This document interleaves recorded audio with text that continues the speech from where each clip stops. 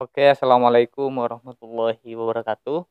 Teman-teman, jumpa lagi dengan saya di channel Spontan ID. Semoga teman-teman selalu diberikan kesehatan. Pada kesempatan kali ini, saya akan mencoba membahas seputar Partai PDIP, yang mana Partai PDIP ini kemarin suaranya lantang bernerasi seakan-akan mereka adalah pembela keadilan. Jokowi itu kriminalisasi Anies, ucap mereka dengan semangat yang luar biasa. Tapi hari ini, setelah Hasto Kristianto resmi jadi tersangka KPK, apa kabar? Rumahnya kosong, penghuninya kabur. Hiasan bunga di halaman rumahnya seakan menjadi monumen bisu. Nah, betapa ironisnya para politisi kita saat ini. Jago di panggung tapi pengecut ketika panggung itu runtuh. Yang selama ini dikenal sebagai salah satu pilar penting partai penguasa, tiba-tiba menghilang setelah kabar penetapan tersangka mencuat. Dan lucunya, narasi yang kemarin dengan lantang menyerang pemerintah dengan tuduhan kriminalisasi sekarang diam seribu bahasa.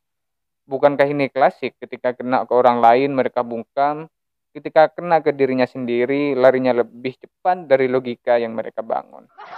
Apa ini semua cuma kebetulan? Jelas tidak, ini adalah drama politik Indonesia yang sudah jadi pola tetap di negara ini. Teriak lantang saat menuding orang lain, tapi hilang nyali begitu tertimpa mereka sendiri. Berbicara soal keadilan, tapi keadilan apa yang mereka perjuangkan?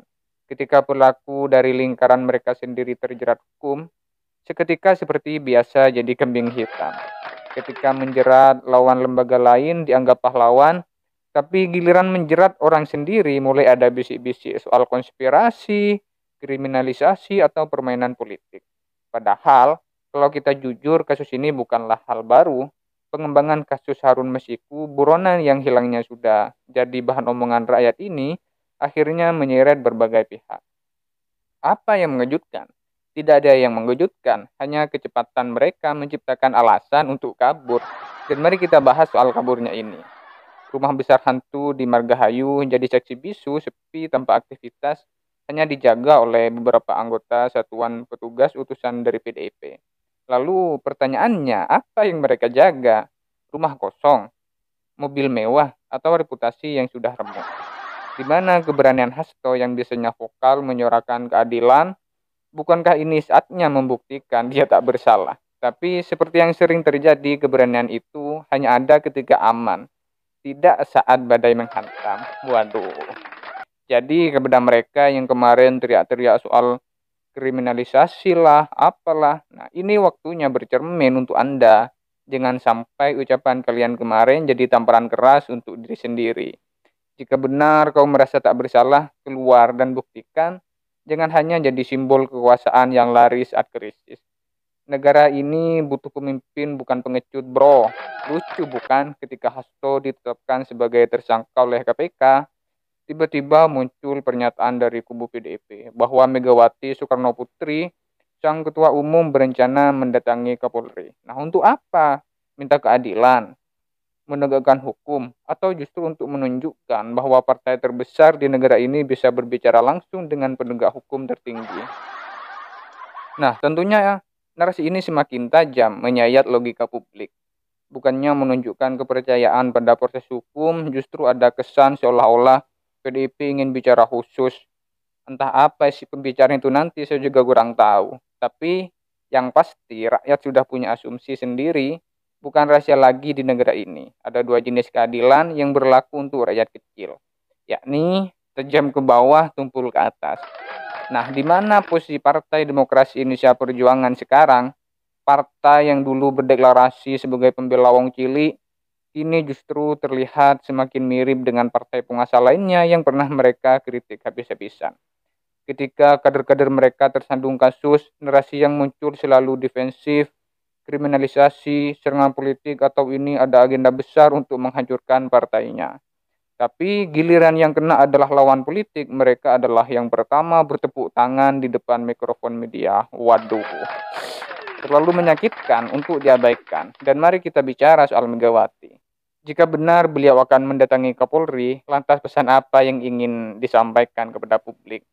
Bahwa PDIP adalah partai besar yang tidak bisa disentuh, atau hukum bisa dinegosiasi jika menyangkut kader mereka. Waduh, fatal sekali bukan? Atau bahkan semua ini hanya permainan politik seperti yang selama ini mereka tuduhkan pada orang lain. Nah, jangan lupa PDIP adalah partai yang memegang kekuasaan terbesar saat ini. Jokowi adalah kader mereka, lembaga legislatif dan eksekutif banyak diisi oleh orang-orang mereka.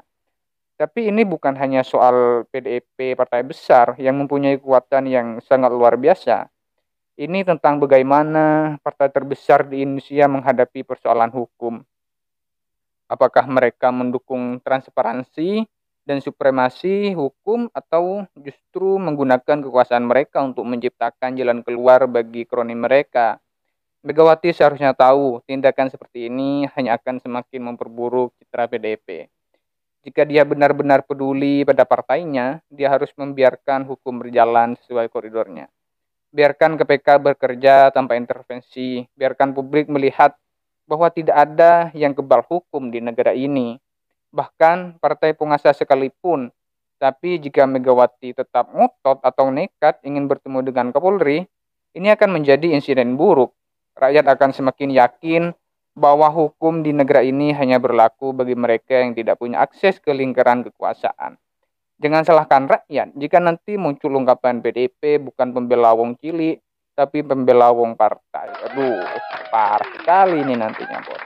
Dan jika kau benar-benar percaya pada keadilan yang sering kau teriakkan. Dan yang terakhir untuk Hasto, berhentilah kabur. Pulanglah ke rumahmu yang kosong itu. Pulanglah, toh. Datangi KPK dan hadapi proses hukumnya. Jangan biarkan partai PDIP jadi olok-olokan rakyat. Jangan biarkan rakyat semakin kehilangan kepercayaan pada partai yang dulu mereka pilih dengan penuh harapan ini. Terlebih lagi, ini bukan hanya soal PDIP yang semakin kehilangan integritasnya di masyarakat, melainkan soal hukum di Indonesia yang akan terus dipandang sebagai alat politik, bukan penegak keadilan. Nah, tentu gambar ini menjadi pukulan berat bagi PDIP, partai yang selama ini mendominasi panggung politik nasional, ini dipaksa menghadapi kenyataan pahit bahwa tokoh penting yang terlibat dalam kasus korupsi. Lalu bagaimana respon Megawati dengan pernyataannya yang berencana mendatangi Kapolri jika Hasto dipanggil KPK? Nah, kini menjadi bahan olok-olok. Apakah beliau benar-benar akan melangkahkan kaki ke KPK untuk membela apa yang ingin disampaikan, bahwa PDIP kebal hukum, bahwa supremasi hukum hanya berlaku untuk rakyat kecil, atau Megawati justru akan bungkam dan membiarkan Hasto menghadapi proses hukum sendirian. Jika ini terjadi, maka narasi tentang supremasi hukum yang sering didengungkan oleh PDIP selama ini hanya akan menjadi slogan kosong. Ada satu hal yang menarik di sini. Kesombongan kekuasaan memang seringkali terjadi dapat menjatuhkan partai yang taat hukum. Tidak hanya itu, kisah ini juga menguap bagaimana kekuasaan seringkali digunakan untuk menekan atau mengontrol.